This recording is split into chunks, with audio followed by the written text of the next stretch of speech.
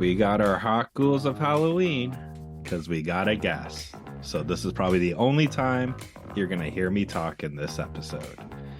And we're talking movies, and it's pretty apropos because we're talking Friday the 13th, Part 2, starring Amy Steele, John Fury, and Kirsten Baker. Written by Ron Kurtz and directed by Steve Miner. Chris? I told those others. They didn't believe me. You're all doomed! All doomed! Listen, I don't want to scare anyone, but I'm going to give it to you straight about Jason. His body was never recovered from the lake after he drowned. And if you listen to the old timers in town, they'll tell you he's still out there.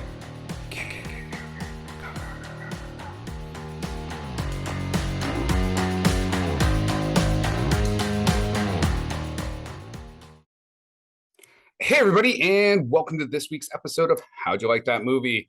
As Scott said, we're going to be talking about the second installment of Friday the 13th from 1981. And because it is Hot Ghouls of Halloween, we have filmmaker Mandee Cantone. I probably screwed that up because that's what we do on our show. Hey Mandee, welcome to the show. All right, thank you guys for having me. So we're going to be discussing just the Friday the 13th Part 2. We are going to be discussing that, but... Or do I get to go over what I'm making? So what we're going to do is shameless self-promotion. And so let's do like biopic style. Like what, here we are. Let's start with the projects you're currently working on. And then why don't you reel us back and bring us up to speed on how you got to where you are, that you are sitting on our show. Okay, no, absolutely. As of right now, my husband, Anthony Caimano, and I messed up his name. I feel so bad. We're working on Friday the 13th Blood Loss. It's an unofficial fan film. It's going to be starring Ari Lehman, Beatrice Buckley, AJ Stone. If you're not familiar with them, Ari Lehman's from the first Friday the 13th. He is the boy in the lake. Beatrice Buckley played Amanda Kruger, Freddy Krueger's mom in Nightmare on Elm Street Part 5. And then AJ Stone is from Texas Chainsaw 3D. He did the promotional material. He's the one that you see on the cover. And then he did the additional 3D scenes. But we have plenty of other stars. Our leading actress name is Lisa. I'm going to say her name wrong. It's because Gaisano, or I never got to officially ask her how to pronounce it. So I apologize for that. But we have a lot of actors that everything broad from where we have one actress who's been in Creed, and there's just a wide list. Right now it's just a little bit too midday for me, and to go over everybody, it would just take hours. So but you wanted to know how I got to this point? Sure. I mean, like you are getting ready to shoot a film. There's usually some genesis, some origin story that gets filmmakers to the place they are now. Well, yeah. Actually, let me mention that we're going to actually be starting filming on October 15th, which is only 7 days away. And everybody's super excited about that. And we're just hoping to get this project out there and get as many eyes on it as possible so that we get as much support as possible.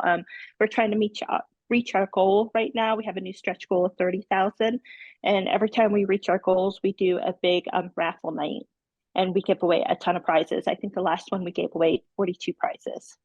So, so you currently you're currently crowdfunding for your film then? Yes, it's on Indiegogo under Blood Loss. It'll say Friday 13th fan film. Friday 13th Blood Loss fan film, and it's all in capital letters, I think. I think it's the second one's like that. Well, then we'll definitely make sure to put that in the show notes in a hyperlink so that if people are interested, they can contribute to your crowdfunding. Scott and I actually were talking about this last night before we get into your, like I said, your origin story. So, okay, what's your definition of fan fiction? Because I was wondering about how you can make a film like this and not end up in some type of copyright infringement. So.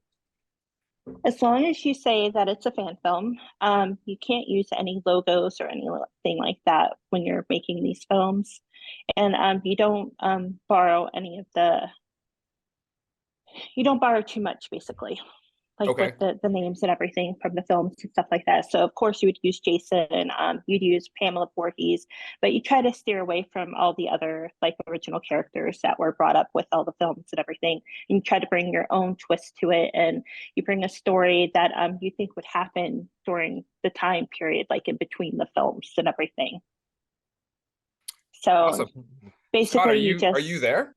Yeah. No, I was gonna ask. I was gonna ask a question. Okay, I'm gonna let Scott run it because otherwise I'll just talk. It'll be just you and I talking, and Scott. Well, I figured the intro would have been good. Like this was the only time you're gonna hear me talk. But my question is with Jason and Friday the 13th. Like if you go on YouTube, in terms of majority of fan films, it seems to be like he's overrun with it. Like why so much Jason? Why not so much Freddy or Michael Myers kind of thing? Why do you think so many people resonate with the Voorhees family? I'm not too sure. Me, I'm actually more of a Michael Myers fan, like with the Halloween franchise. So I definitely thought that would have been like a first pick, but it does really seem that it's probably because of you have the teenagers, the partying and stuff like that, and it just kind of, I don't know, I guess brings a more fun element to it. With Halloween, of course, you know the backstory with that, with Michael Myers and everything, and I think it's a little bit more slow pace. Jason's a little bit more just, it's a faster pace franchise with everything. So I think that's kind of one thing that appeals more to people. But Michael's still pretty big, and he is my favorite. But I think that's what it basically is. It's just a faster pace slasher film. But with Freddy, I've heard that it's very difficult with the prosthetics to make a fan film with him, to make it realistic looking and everything. So you have to put a lot more into it. And there are a few out there that have come out and everything that are pretty decent and stuff, but it is a difficult one to film. All right. Go ahead, Chris. Oh, again, I was trying to give you some space here, but that's fine. So okay, why don't you give us some of your background? Because I definitely want to talk about, I'm just looking at your IMDb. You did the Sawyer Massacre, which is like Todd Hopper, like Texas Chainsaw Massacre. Like can we talk about that director just right now? Like, how did you end up producing a film with like one of the masters of like horror? The Sawyer Massacre was actually, that's a fan film. That was created by oh God, why am I forgetting everything? Steve Vorhees.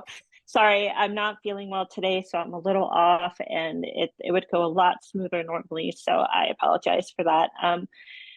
Steve Vorhees wrote and directed the film. It was an original screenplay by him, but it is a fan film that was based before the time period of the first film.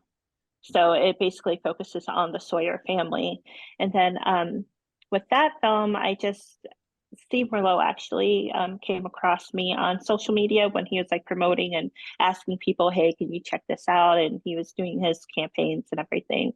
And that was back in 2020. So I just supported the project from the beginning. And the producing part, I was on Behind the Fiends. It was a podcast with John Evans. I was his co-host.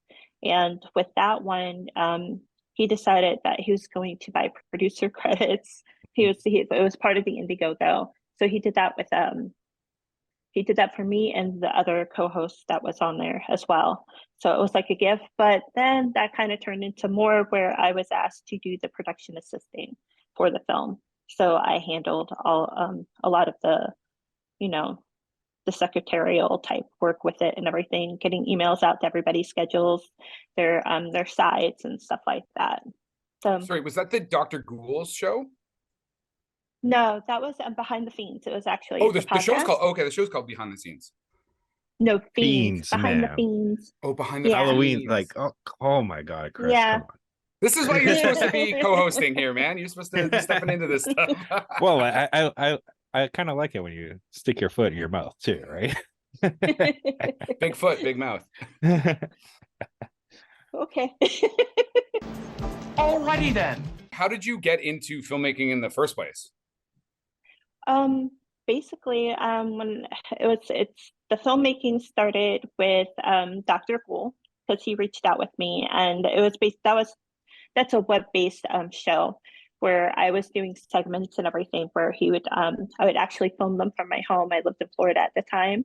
I would film them and send all the footage out to the studio that would actually sit there and edit them and everything. And that was based out in Moon Bay, California.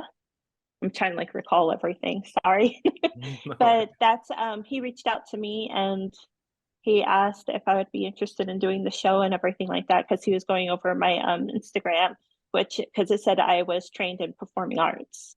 So he'd seen that I had somewhat of a following. So I think that's what like really attracted him. Because I'm gonna tell you right now, I hate acting. I honestly hate it.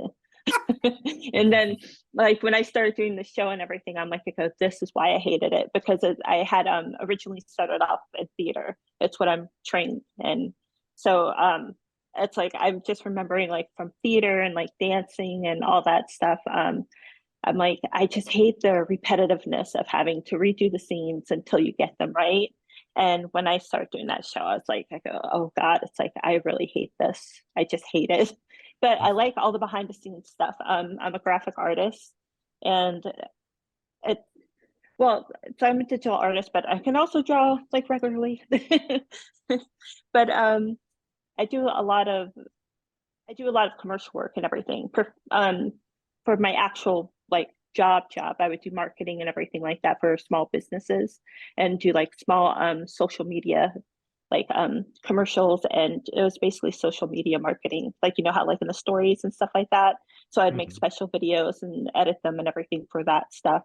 So I started kind of doing that for Dr. Ghoul too. I was trying to lean out of it because I had gotten sick back in 2021 with COVID and I almost died from it. So, and then it took a really huge toll on me, like health wise, and I haven't recovered from it.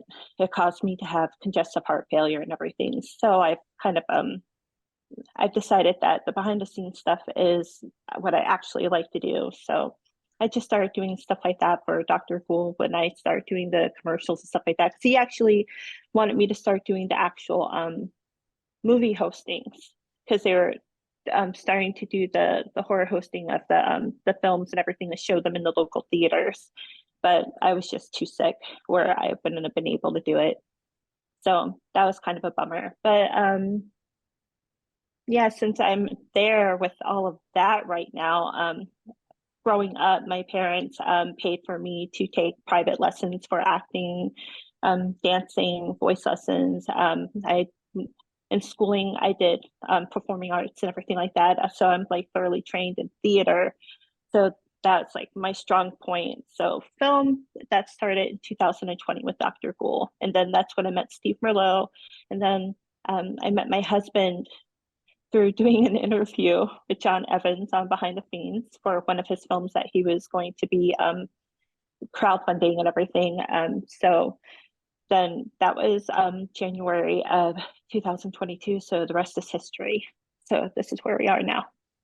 So what made you do like Friday the 13th Blood Loss? Like what got this particular project kind of, you know, in the writing phase, or like you're almost ready to go to camera? So like what was, again, like the genesis, to keep using that word, of this particular film? What got us to this point? Anthony just decided. He was sitting there one day and he asked me, because we had taken like 7 months off from doing any type of work with like films or anything like that. And then he just asked me, he goes, he's like, you want to do this? He's like, I was thinking of doing maybe a Friday 13th fan film. And I don't think he really had any really like big reason why he just picked Jason at first, because the next one he wanted to do like a Halloween short as well with Michael Myers. But this was just to get us up and running and to show people what we can actually do. What's your page count? Like how many minutes do you think this film's going to be? It's a feature-length film. He's hoping for at least like an hour and a half. Okay. And how many days of shooting do you figure you got? okay, it's going to be broken up. So this is our first set that we're going to be doing, and it's going to be 5 days that we have Okay. at the campground. Are you nervous? I always get super nervous right before we go into production. So No, just I think he gets a little nervous because there's a lot of things like we have to make sure that we have everything like tied up and stuff like that, make sure we're not forgetting things. And I just have that feeling that we're going to forget something no matter what. Because we were sitting there and it's like yesterday we're talking about there's a scene where they're going to be cooking and everything in a kitchen, and I'm like, it's like we don't have any pots or utensils or anything like that because they're going to be like they're going to be making chili or something. And he just looked at me like with this blank face, like that was like the last thing. He's like, he thought of all the weapons and everything like that, and it was just he forgot all about the kitchen. God damn it. So it's like I said, it's like you always forget something, but I'm not nervous. I'm excited. We're going to meet a bunch of people. There's a lot of people tied to this project.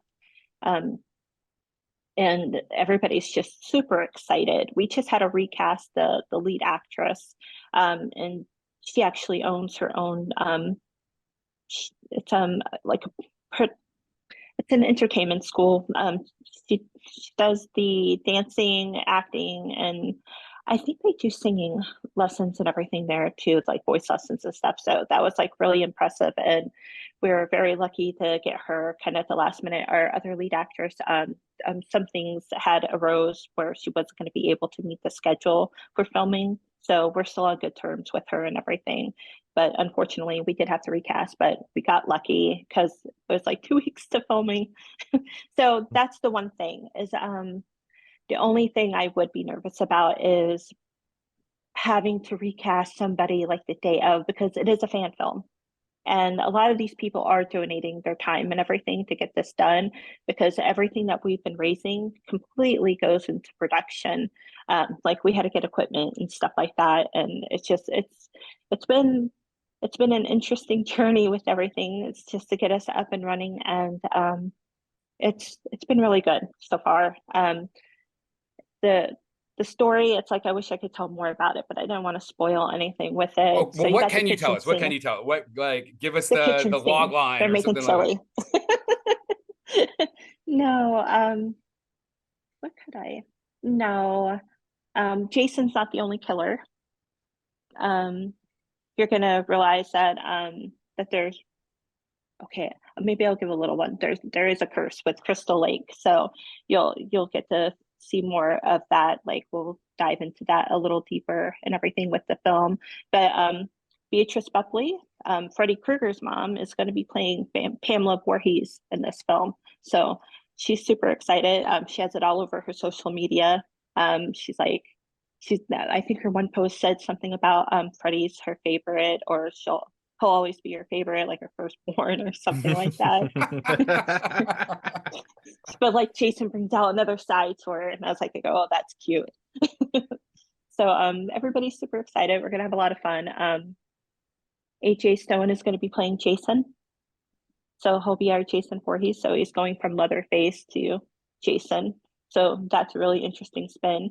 A lot of these actors from like the older films and everything like that, with the horror films and stuff that everybody's like going to meet at the horror cons and stuff like that. It's that we've come across a lot of them, especially like Ari. They're just so excited to do these films, and it's a huge relief, and it's so good to work with them. They're so much fun, and they just bring a lot of life to it, because they're expecting it to be fun and everything like that. So they're like that energy that they bring. It's really good for the rest of the cast. So it gets everybody who's donating their time and stuff like that super excited as well. How much longer do you have? Sorry, go ahead. No, sorry, go ahead. I said if that made any sense. I was like, I don't know if it made any sense, but it's there. I said it. How much longer do you have on your crowdfunding, or is it just kind of constantly running until the film is in demand? Yeah, it's in demand right now, and we're going to try to keep it going as long as possible, so that way we can, because we still have to be able to there's post-production costs and stuff like that. It's like we're not going to keep it up forever. But yeah, we would like to be able to put a lot into it to make it something really special. Do you have a projected release period, like, or release date? Like, do you have when you would ideally like this film to be ready for a viewing audience? In all honesty, because at the end of the month we're supposed to be filming with Ari, and we have remote scenes that we have to film in November. There's a lot of people who they're going to be filming like news segments or YouTube segments and stuff like that for us to use in the film. So that's another little spoiler thing, because there'll be people like discussing what like their stories and stuff like that. I think what they've heard about Crystal Lake and stuff like that. So we have a lot of little things like that that are going to be stretched over the next couple of months. Come on, you know I'm terrible at waiting for things. We'll be right back with more Laverne and Shirley. But I want it now! And we also have a scene where we're filming a bunch of kids. It's like a bunch of little kids that all like witnessed something horrific that happened at the lake and stuff. So that's going to be a lot of fun too. That's a separate filming day with them. And we have a bunch of special stuff lined up for them when they film and everything. So that's going to be good. But I don't think it would end, because that'll be November when we get to finish everything up with filming. So it probably won't be until January, February when everything is like finished, like with the editing. But honestly, that might take some time. I would like to see it come out as soon as possible, but in all honesty, we just have a lot more to do with it. This is just our first set, filming in the woods, killing people. Good way to start. Just good way to start. So before we move off of this, just a couple more things about your film. Are you planning on seeking out distribution, or is the idea to go like directly to like YouTube and do an upload? Like how are you planning to get this in front of the eyes of the world? Okay, my husband made it to where you can only view it if as of right now, it's if you go on and you purchase the digital download or the Blu-ray in our Indiegogo. But after that, I'm sure it'll be uploaded to other streaming services, but it's not going to be uploaded to YouTube. It won't be uploaded to that. He's made that very clear. I think it's because we're putting a lot into it and everything, and he just wants to make it to where everybody just goes ahead and does the digital download and the Blu-ray like during the actual campaign. And we're going to be doing a screening like after everything is done and stuff like that, a big premiere party, and people will be able to purchase tickets to go to that as well. Fantastic. Scott, do you have anything else before we actually get into the film? I was just gonna ask, like, I don't know if you could tell us, but how you were saying before, like in terms of a fan film, it's like in between kind of the series. So where would yours lie? Is it in between like 2 and 3, 4 and 5? Because I'm guessing is the Jason in your background like your Jason? Yeah, Is that that's like our Jason. so it's gonna be past 3, then maybe past 5, I'm guessing, because it looks like zombie Jason. It's past 5 originally, because we toyed with a couple of different stories with it, but now it's kind of in between. I think it would be more past 6. So Nice. I don't want to say too much more. You're like, we're keeping it with Kane Hodder. That's who we're keeping it with. But go ahead, Chris. Let's talk movies. Finally! You can also let's jump into this film. So Friday the 13th, part 2, roughly 1981, 90-minute film. Go ahead, guys. And now you, Mandee, said this is your favorite, correct? Yeah, this one's my favorite.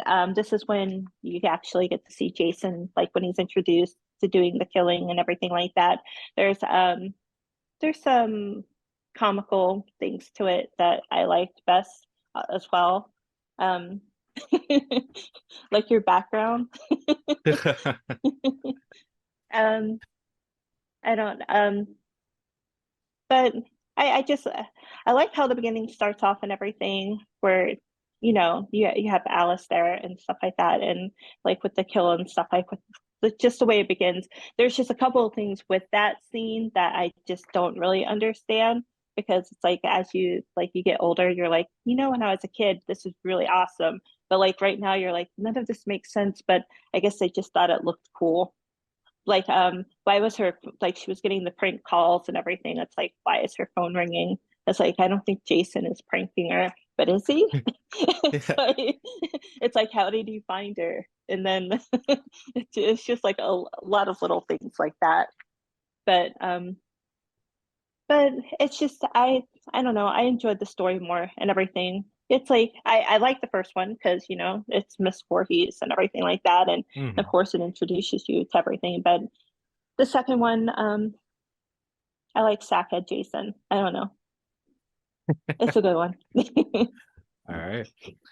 Yeah, for me, this was, in the words of my kids, this was the try hard of the series, like, because they really tried very hard to keep what worked on the first one, but it seems like it kind of like broke apart during filming. I don't know if it was funny, because like when this movie starts, they have 14 counselors, and when I saw it, I'm like, I don't remember all these guys getting fucking killed. And then all of a sudden they just make up like, hey, we're going to a party, and like half the counselors never come back. They just stay at this party. Yeah, like, that's one of the things.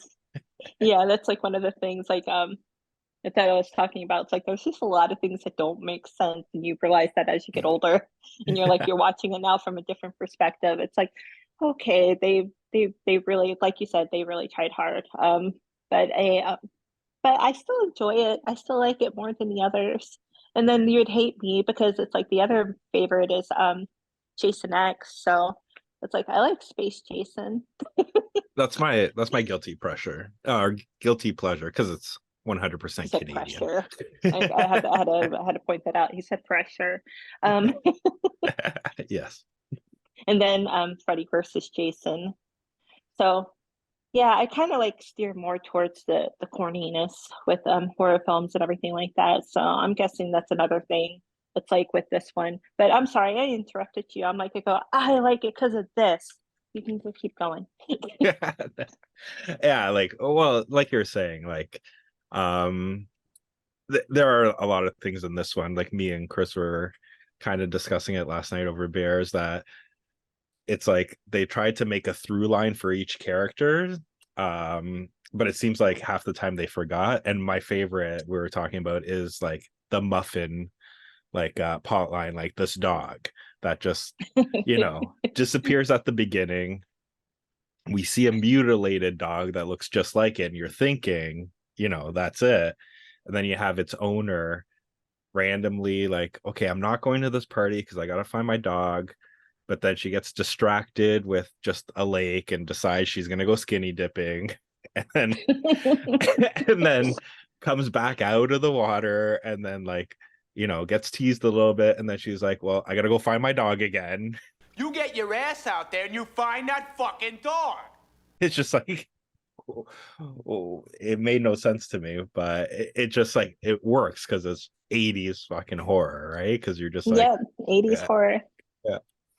Yeah, I mean, I feel like trying to, make sense of this plot, other than we need to do something with the woman for, we're trying to tie it into the first film. So we need to somehow kill off that final girl. And I agree with you. It's like, so did she just stay in like near Crystal Lake in the town? Like if she moved to like Chicago, like did Jason get on a bus and then take that bus to Chicago and then pull out a phone book and then like look up this person and like I 100% agree. I'm like, how the fuck is this even happening?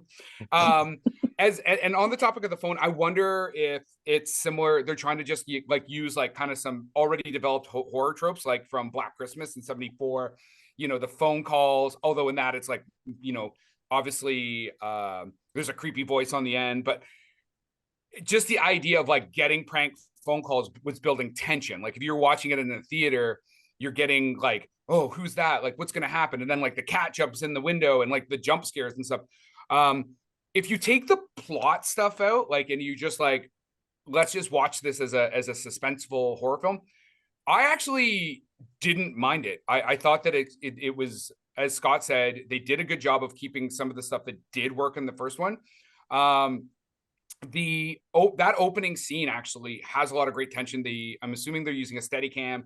They're using lots of great tracking shots as you're moving through the apartment. Again, sometimes you kind of forget, like, are they trying to do like Jason POV, or are they just doing audience voyeurism? They don't seem to really know which one of those they want to do, but it actually works. There's a couple shots where the camera is stable, and then like she goes into the bathroom, and it's great tension.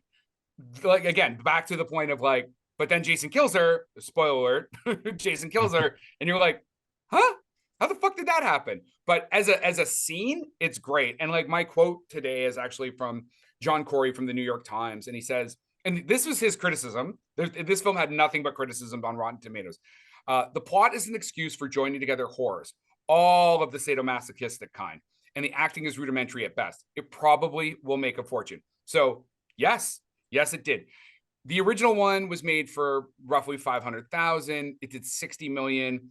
This one, 1.2 million, 22 million on the box office. Not as much, but that's a pretty fucking good return on investment for a film that feels a bit thrown together sometimes. And like, as much as I do agree, there are lots of, sort of like that scene that Scott's talking about where the character goes looking for a dog, decides to then go skinny dipping, like full frontal nude. And that's one of the things about like 80s films. You're like, oh, maybe you'll see like full frontal like breasts or something. Nope. This is just like straight up everything, like all naked back and front. I was like, wow, I wasn't expecting that. But the scenes themselves don't really work in any type of like order with the film. Like, they're not out of place, but they don't really have any connective tissue where they like kind of feed into each other. It's like, okay, what do we want to do here? Okay, we want to kill this dude this way, and we want her to see this. So how do we just set that up? And I think when our last show, we talked about Skinamarink, and I was talking about how when you are laying out your beat sheet, you're like, I want these things to happen, but then you're supposed to fill in the material. And this very much feels like formulaic before we even really had the formula. Like, we want to kill a person like this. We want to kill a person like this. And then they just go about doing so. Yeah, he kills her with the ice pick and then takes the tea kettle off the stove, which I don't understand that. I just Well, he could have been thirsty, right? It's like he said all of that, and that's the only thing going through my head. See, I was hoping, and so I was hoping something. The tea kettle off the stove. I was hoping something brutal was going to happen with that tea kettle, right? Like a scalding burn. But you're right; it's just like, beep, and he's off. like, it's like, okay. You did forget like the inciting incident. Yeah, was her. He literally, wherever he went, if he did go on a bus, he brought his mom's head with him because he had to put it into the fridge, right? I'm like, so, when he stabs her and stuff, you're thinking a head for a head. Like, yeah. I don't know. It's just, yeah, like he brought that with. But you know, when you see him walking and stuff, they don't indicate that he has anything with him. So it's like, where did he have it? Yeah, because you'd figure that kid that he kind of crossed paths with would have been like, oh, this is fucked up, right? Like, yeah, no. The feeling I get from the very beginning, when he's going to the house and stuff like that, and like the phone calls, I feel like they kind of threw a bunch of different films in with that. Like, one for starters, like they seen like Michael Myers and they decided, well, Jason can do that, and so they like throw together that first scene and like they're going to take it in a different direction, and then they decided that they needed to go back to the camp direction, which I don't know. That's the part, the transitioning that bothers me a little bit, from him going to, like you said, it looks like he's in Chicago, to all of a sudden he's back in New Jersey. Well, yeah, I guess originally they wanted to actually pick it up forget it. I was going to start to talk about 3 because I watched them back to back. Forget it. 3 is supposed to pick up where the ending of this is, but the actor doesn't come back. And then I was like, oh, maybe that's why. But I'm like, I literally have my films mixed up. So one of the things I definitely didn't like about this film, like, I know, like, listen, I'm not going to pick on the dialogue and stuff. Like I said, as I went and watched 3, and I was like, it was almost unwatchable to me. This was like prose, like high level Shakespearean sonnet level theater compared to the third one. So I'm not going to pick on it too much. It is what it is. You know, there are some very long scenes that do not like need to be, like when the sheriff is like, he sees Jason, so he goes in the forest. First off, why is it when people are running in the forest, they keep running and they keep running, and somehow the person is able to keep following them even, and in this one the sheriff stops and he like catches his breath, then he runs some more, then he stops and catches. If Jason just like stopped running, like the guy would not have been able to follow him. But that scene just feels like it takes forever, and it's just him running through the forest. And I get it. So they need him to get to Jason's little cottage. So they're like, well, we'll just like, it's almost like The Room, like the Tommy Wiseau film, where you see all the stuff that gets you there. It's like where they could have literally just been like, he runs into the forest, he looks around a couple times, he hears a snap, boom, there's Jason's cottage. But they're just like, well, I feel like he would run for 5 minutes, so let's have him run and we'll keep the camera on him for 5 minutes. It's probably really out of shape. It's probably why they had to keep stopping. And I wonder if it was also just about trying to make sure you built out that 87-minute, runtime. They're like, okay, our script's like 60 pages. We need like another 20 or 30 of time. So let's just keep scenes running really, really, really long. You know what I mean? Yeah, it does seem like, even, when they're the one gentleman and they're having that like verbal tit for tat, like about I just want your fingers for position and all this stuff, right? But like that whole scene seems like pretty fucking long too, to hand him like a Game Boy or whatever game that actually was that they handed it, instead of like getting to where it needed to be quick, where it was them too distracted so Jason can go kill the two upstairs. What are both of you guys, what's your favorite kill in this? Oh no, for me, I think it's just the very beginning, because I like that they killed her when they killed off the final girl from the first film. So, I know that there's some other like you have your cruelest kills and stuff like that, but I'm gonna say that's my favorite. What's your favorite, Scott? I don't know. I would say probably a tie between Doom Guy, like when he gets like choked out with the razor wire behind the tree, because I'm assuming he only got killed because he was a pervert, like following horror rules, because he was watching the other two making out, but at no point noticed Jason was on the other side of the tree beside him. So right, because they're technically both watching them making out, right? Because he turns around the tree and then Jason's just like right there, so they were both watching, right? But that one, But we or haven't mentioned that. yeah, I would say like the one, because they did have to like dumb it down when I was doing the research of this film, was the double penetration one, because I guess it was a lot more gory, but it would have given them an NC-17 rating. So to see what that one kind of would have been, because it was kind of a nod to like the Kevin Bacon kill in the first one, but instead of through the neck, it's both of them through the torso. So I'd say probably those two. I like when, is it Mark in the wheelchair gets like shot and then rolls backwards and just like boop, boop, boop, boop, boop, boop, boop, boop, boop, all down the stairs. I'm like, I mean, I can't imagine having to reshoot that all day. Like cut, do it again, reposition, back to ones. Wonder how many times they did have to shoot that.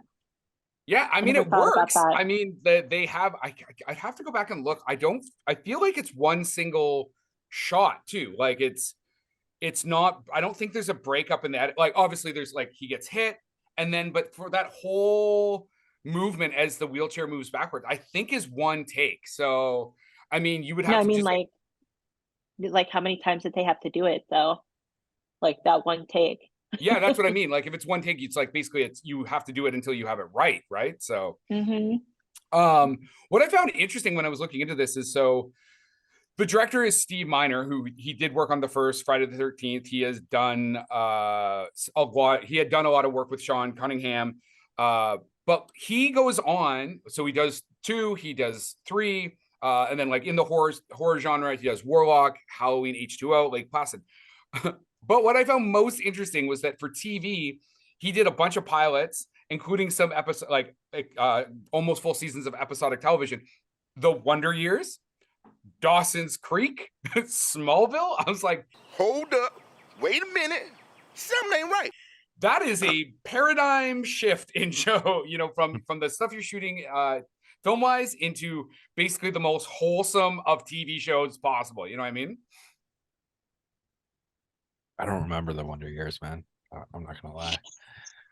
Yeah, but you know what the concept is, right? Yeah. It was Fred family, everything Fred is great, Savage. kind of thing. Yeah. Fred Savage. I remember that. Right. Those 60s, That's all I right? remember. Fred Savage. Fred Savage. That's all I remember.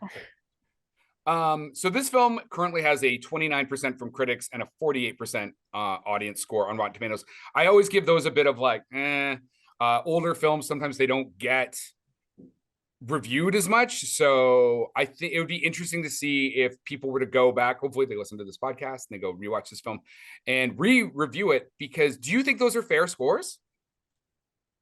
No, I don't. I'm a really big fan of the 80s horror, and I think a lot more films should bring back those practical effects and everything like that were used, and like just that style and everything. Our next film is going to be a little bit geared towards that. It was an original screenplay that's written by me, and I just like with this film. I don't know. It's enjoyable. It's like, yeah, a lot of it doesn't make sense, but it's really fun to watch it.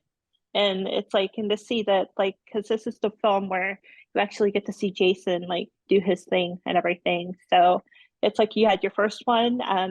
They still feel, I don't know, they feel different, but they're still the same thing. It's like with Halloween. It's like my actual favorite horror film is Halloween 3, and it has nothing to do with Michael Myers and everything, but just that film, that's like one of my favorites. So it's like when you go along those films and everything like that, and it's like, and I'm a huge fan of Trauma.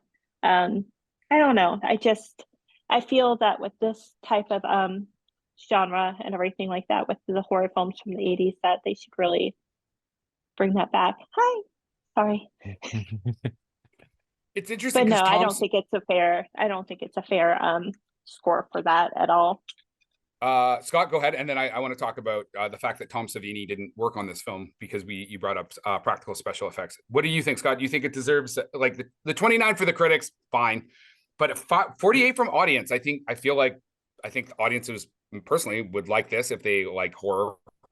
Well, I think like anything, you have your favorite, right? And when you're going back, if you are going on to these Rotten Tomatoes and reviewing it, right, you're boasting your favorite, right? And the other ones don't really matter, kind of thing. And that's the thing. Is that how you raise your children? You're like, only one can be the favorite, and the other ones don't matter.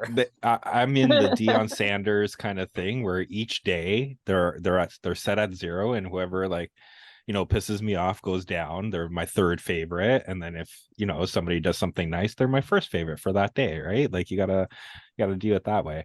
There's only one spot open right now, so we're gonna have tryouts.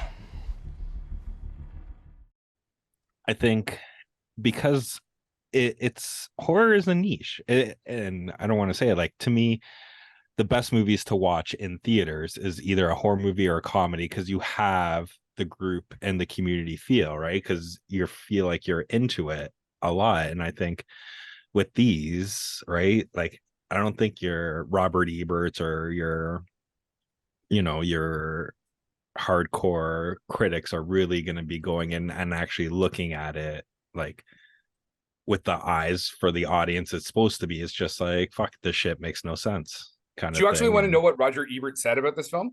This movie is a cross between the mad slasher and the dead teenager genre. About 24 movies a year feature a mad killer going berserk, and they're all about as bad as this one. Yeah, that's the thing, right? I think he liked Halloween, if I remember. Like, he gave Halloween props. I think there was another horror movie too he really liked too. But I mean, Halloween, the original Halloween, is a fantastic piece of filmmaking. That's the thing, right? Like it is, there's no tropes because it is one of the OG films, but it's also really well shot. I would say very well casted, and just like the screenplay. And I mean, that like the John Carpenter scoring for it. Like, it's actually a very well done film. It's one of my favorite films, and definitely it's probably my favorite like horror film, because it's not too scary, because I don't do well with scary stuff, but I very much appreciate it as a filmmaker. Yeah, we talked about it before too. It's my favorite as well. But I think with this one too, with Friday the 13th, it's still like in these early stages, it's still trying to find its identity, right? To kind of make it apart from what Halloween was, because the first one was pretty close to what Halloween was, because it's all killer POV till the end, and then you have the surprise who the killer is. And this one, it like continues with the kid, like Jason, most kills is Jason's POV, but it's later on when you actually get to see it outside the POV genre, like without the lens, and it's you just see Jason killing stuff, where it literally becomes Jason's the hero of this films, and you're just waiting for him to like fuck up these really bad counselors, right? That dick! Twist his dick! Twist his dick! Oh my god. Oh, dick twist! So who do you guys recommend this film for? Everybody, because this episode's dropping on Friday the 13th or Thursday the 12th, so you know you can wait till the next day to actually watch everybody it, should right? watch this. Everybody.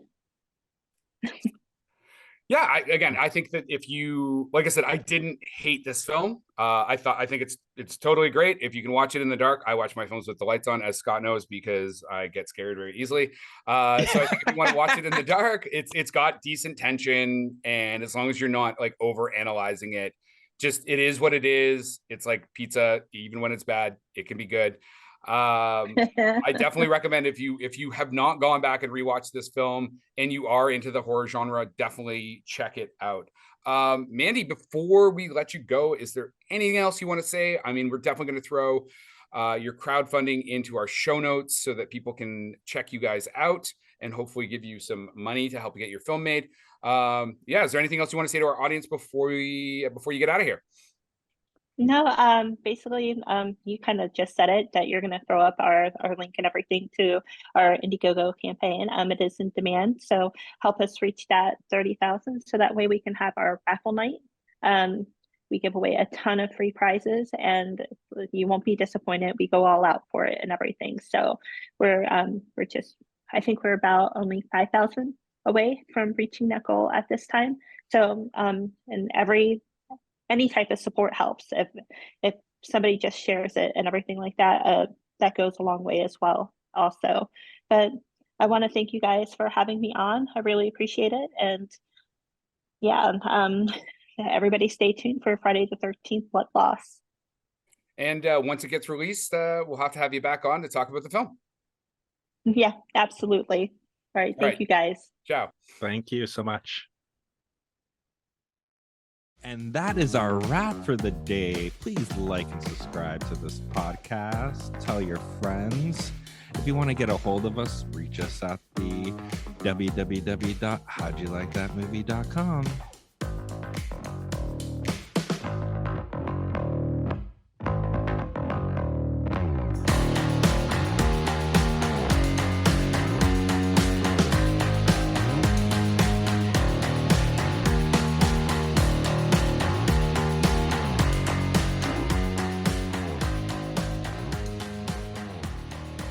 So Scott, what are your thoughts on this film that she's got coming up? Like, do you think it'd be like? I mean, they're shooting late, so like, imagine having to make like actors go in the water or anything like that, or. Well, that's the thing. You get the one actor that fucking pissed you off, right? Like, if I was making a film, 100% you'd be the guy going full frontal into the fucking cold lake in the middle of I'd make sure we'd be filming it in like November or shit and be like, that ain't shrinkage, motherfucker. This is where we're probably gonna cut to the George Costanza, like, it's shrinkage. The water's Production by Rod Shaver, Vader Monkey Productions.